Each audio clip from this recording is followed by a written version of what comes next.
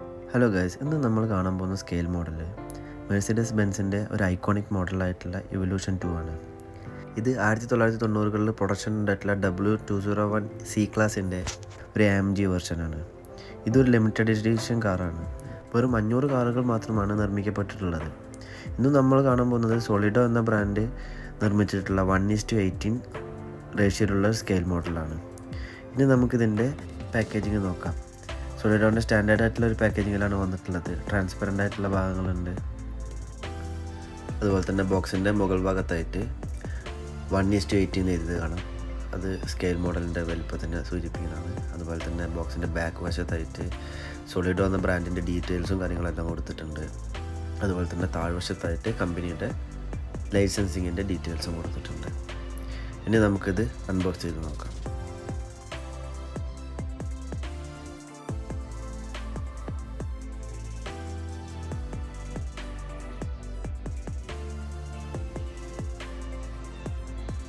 ഈ കാറിൻ്റെ ഫസ്റ്റ് ലുക്കിനെ കുറിച്ച് പറയുകയാണെങ്കിൽ ഇത് 90s ഉണ്ടായിരുന്ന ഒരു C ക്ലാസിൻ്റെ അതേമാതിരി തന്നെയാണ് തോന്നുന്നത്. പക്ഷേ ഇതിൻ്റെ ബോഡിയിൽ കുറേ ഡിഫറൻസുകളും കാര്യങ്ങളും വരുന്നുണ്ട്. അത് നമുക്ക് പിന്നീട് നോക്കാം. നമുക്ക് ഈ കാർ കേജിൽ നിന്ന് പുറത്തേക്ക് എടുത്ത് നോക്കാം.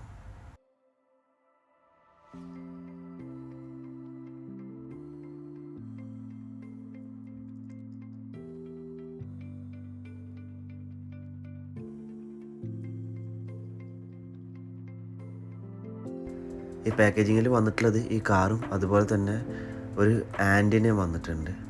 അത് കാറിൻ്റെ മുകൾ വശത്ത് നമുക്ക് ഫിറ്റ് ചെയ്യാൻ സാധിക്കുന്നതാണ്. ഷിപ്പിങ്ങിൻ്റെ സമയത്ത് ഡോസ് ഓപ്പൺ ആവാതിരിക്കാനും ഡാമേജ് സംഭവിക്കാതിരിക്കാൻ വേണ്ടിയിട്ട് ഒരു പ്ലാസ്റ്റിക് കൊടുത്തിട്ടുണ്ട്. അത് നമുക്ക് കട്ട് ചെയ്ത് കളയാം.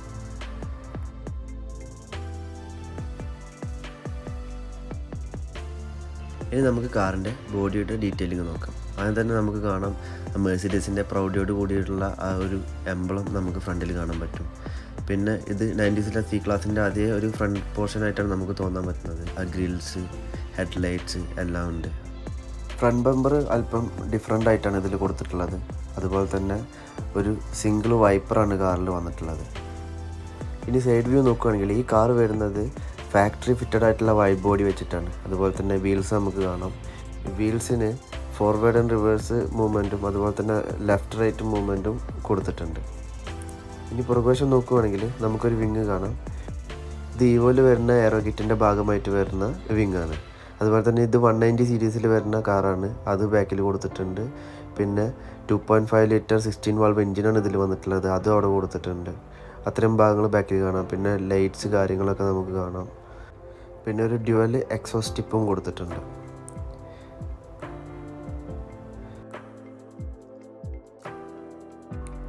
റിയർ ഗ്ലാസ് നോക്കുമ്പോൾ ഒരു എയറോയുടെ ഷീൽഡ് കാണാം. അതുപോലെ തന്നെ 2 സ്പീക്കർ ഉള്ളിലിരിക്കുന്നതായിട്ടും കാണാൻ പറ്റും. ഇത്രയാണ് ഈ കാറിൻ്റെ എക്സ്റ്റീരിയറിനെ കുറിച്ചിട്ട് പറയാനുള്ളത്. ഇനി നമുക്ക് കാറിൻ്റെ ഇൻറ്റീരിയറിൻ്റെ ഡീറ്റെയിലിംഗ് നോക്കാം. ആസ് യൂഷ്വൽ സോളിഡോ മോഡലിനെ പോലെ ഫ്രണ്ടിലെ 2 ഡോറ് തുറക്കാൻ പറ്റും. ബട്ട് ഇതൊരു 4 ഡോർ കാറാണ്. എങ്കിലും റിയർ ഡോർസ് തുറക്കാൻ പറ്റില്ല. ഉള്ളിലേക്ക് നോക്കുമ്പോൾ മെഴ്സിഡസിൻ്റെ ലോഗോട് കൂടിയിട്ടുള്ള ഒരു സ്റ്റെയറിങ് കാര്യങ്ങളെല്ലാം നമുക്ക് കാണാൻ പറ്റും. സീറ്റ്സ്, ഗിയർ നോബ്സ്, ഡീറ്റെയിൽഡ് ആയിട്ടുള്ളൊരു ഡാഷ്ബോർഡെല്ലാം നമുക്ക് കാണാൻ പറ്റുന്നതാണ്.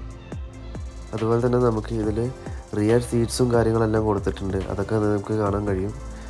വീഡിയോയിൽ അല്പം വെളിച്ചക്കുറവുണ്ട്.